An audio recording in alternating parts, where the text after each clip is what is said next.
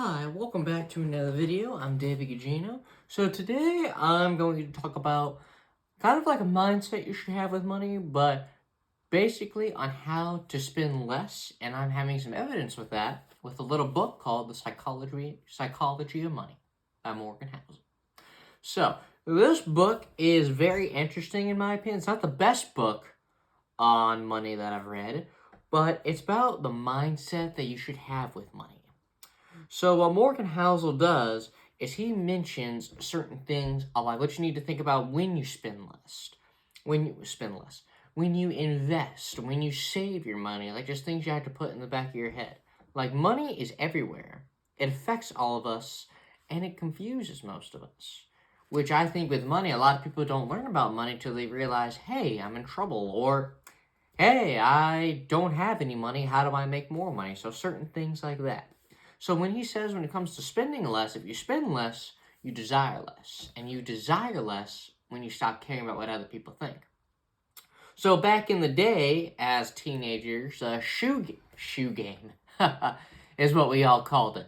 Where when someone would have a new pair of shoes or a really expensive pair of Jordans, for example, someone would be like, well, I gotta go buy those shoes now, and then I'll be cool, and I get tons of compliments, and then people will talk to me all day just because of my shoes.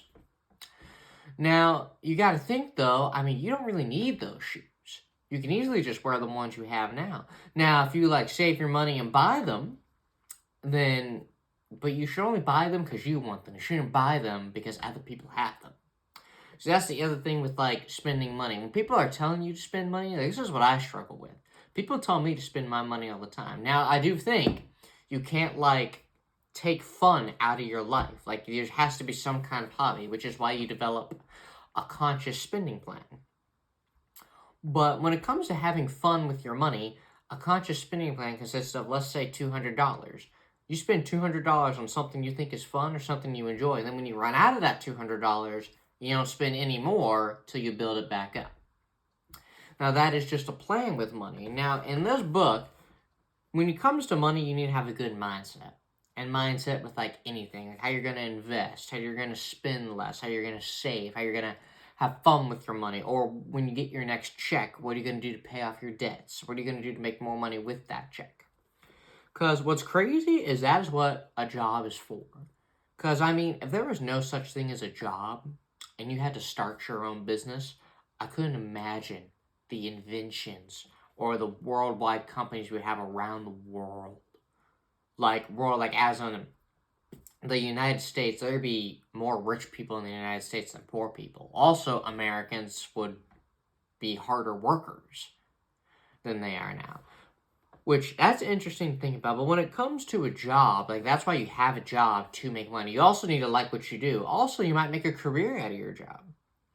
Factory work pays well, but there's not a lot of factories where you can make a career out of it. The only career you could possibly make is being a machine operator.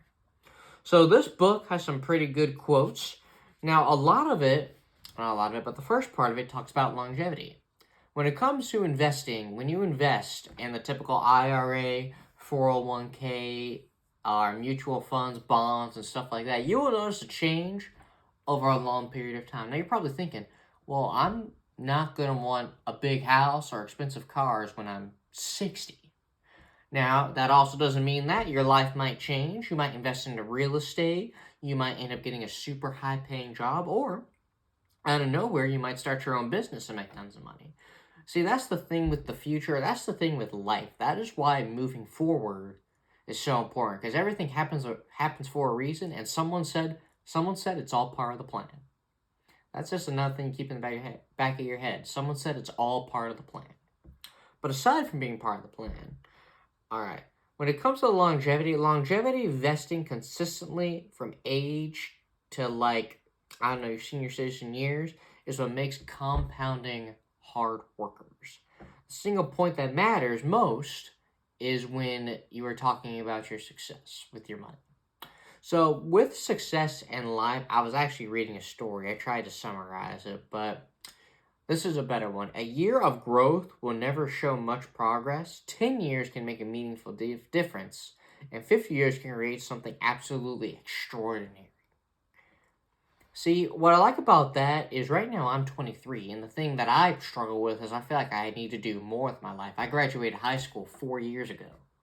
It's like, I mean, I've done stuff in that 4 years, but I feel like I should have done more with my life.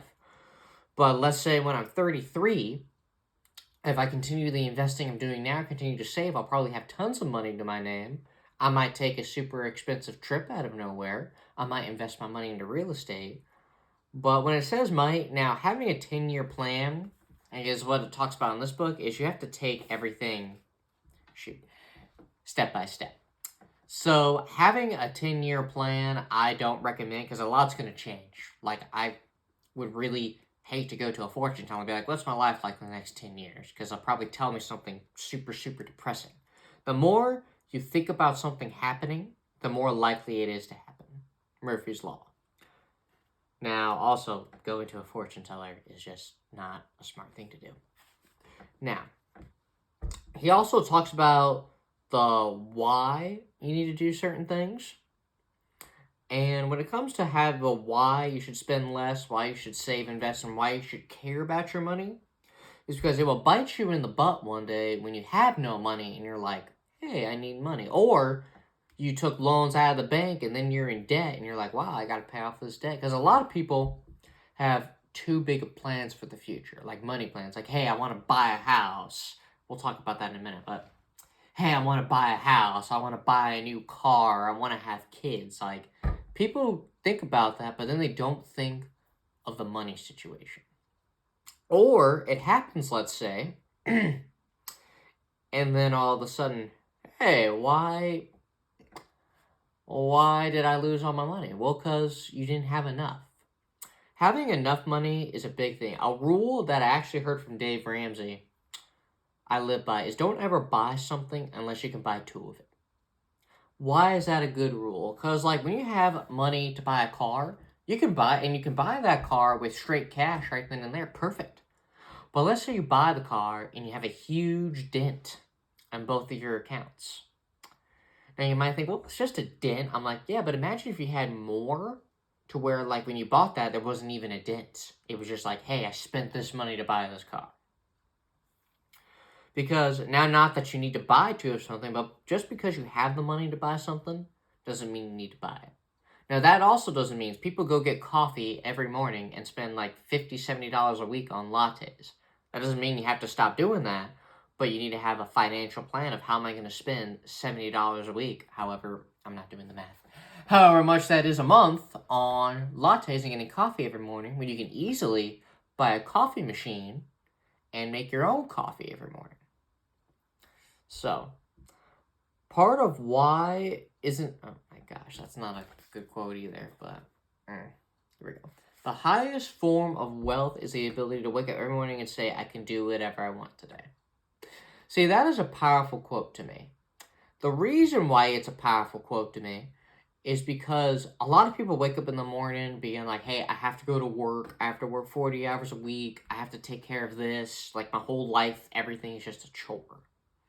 Whereas, let's say you save your money, and then now, yes, no one wants to have $1 million when they're 60. Like, I would hate if someone told me, hey, I'm 23, but by the time I'm 60, I'll be able to do this. No. But you should care about your finances, because one day, you're going to get sick of working. And then one day, you're going to be like, you know what, I want to do this with my life. And your wife and your kids, they might get in the way, but you should be financially fit enough to take them with you on whatever you want to do. So getting up in the morning and being able to say you can do whatever you want with your life or whatever you want with your money, that's like power. Like, you're capable of anything you set your mind to. Even with in life, I can do whatever I want with my life and not care what anybody else thinks. That's a pretty powerful thing, in my opinion. So I also learned the United States is the richest nation in the history of the world. Now, it says there is little evidence that its citizens are, on average, happier today than they were in the 1950s, but when wealth and income are much lower, even at the medium level and adjusted for inflation, that changed a few things. See, nowadays Americans are not super hard workers. Back in the day, they had to work for everything for such low price, but also everything was cheaper back in the day. Back in like the 1930s, it was like, I mean, I watched a movie, I don't know how accurate it is, but it was like $18 for a heating bill. Nowadays, a heating bill is like maybe $500, $600, probably even more than that. But the other thing you need to think about with money is your family. A mindset you need to have. A mindset you need to have. So when I say think about your family, I mean a lot of people, or a lot of girls, let's say, don't care about money. They really don't. Now you might think, well, gee, these rich dudes always have these females that they're always hanging out with. These hot females they're hanging out with. I'm like, yeah. But the difference is they're rich and you're not. Also, it's been proven money doesn't buy happiness. And I say because they're rich and they're not. They have different goals to have tons of women with them. Whereas you, if you just have one woman in your life and she supports everything you do and doesn't care what you make, then it's like, who cares? And that's like different. Because in this quote, it says, your kids don't want your money or what your money buys anywhere near as much as they want you. See, that's another very powerful thing in my opinion. Because when it comes to meeting people, no one cares how much money you have. Now, obviously, if you own tons of businesses and are super rich, then that is different. I mean, that's really cool. But people are going to be like, if someone comes up to you and says, I just like you for who you are, I just want to hang out with you because you're fun to hang out with, or even a girl is just like, hey, I just like you for who you are, then take that shit and run. Because it's like, people don't really care about how much money you have or how much you make. Now, I think it's interesting to ask people that certain kinds of things, but that's personal questions. But when it comes to your family and your money, your job should be to work as hard as you can and make as money as you can so your family does not have to struggle or do stuff on the side. Now, yes, your wife may work, but someone actually told me the other day, my goal is to make enough money so that my family does not have to. Now, I might work a lot, but I will do what I can to carve in time to be with them and raise them and keep a roof over their head. So when it comes to stuff like that, or like spending less or having a good mindset with money, you got to think a lot of things with money. You got to think of your values, mainly. Like this book talks about the values, the thing you value. Like your family, if you enjoy really giving to your family and watching your kids grow up and watching your wife raise your kids and even take care of you, you have to value that. And you have to just be grateful that, like, hey, they don't care if I have money or not. Now, obviously, if you were broke, then that would be a different story. I mean, you have to have some kind of way to support your family. But even with that, or even with getting up every morning and being able to say, you know what, this is what I want to do today. Like, yes, I'd love to get up in the morning and be like, I want to go on a jet ski today. I want to go fly to Jamaica today. Now, you might have the money to do that, but that's not the point. The point is to become financially free to where you, for one, don't have to work 40 hours a week or more, and be able to do what you want with your life. But primarily, just be happy and content with the money you have. Because money can also make you miserable. So this book is really, really good. And today's talk about money it was supposed to be this book, but I shared, kind of compared and contrast my thoughts with this book. But today was to talk about just a good mindset to have with money. Next week, we will be talking about annual percentage rate. Let me know if you know what that is, or let me know if you do any research on that. Thank you all for watching, and you all have a good rest of your day.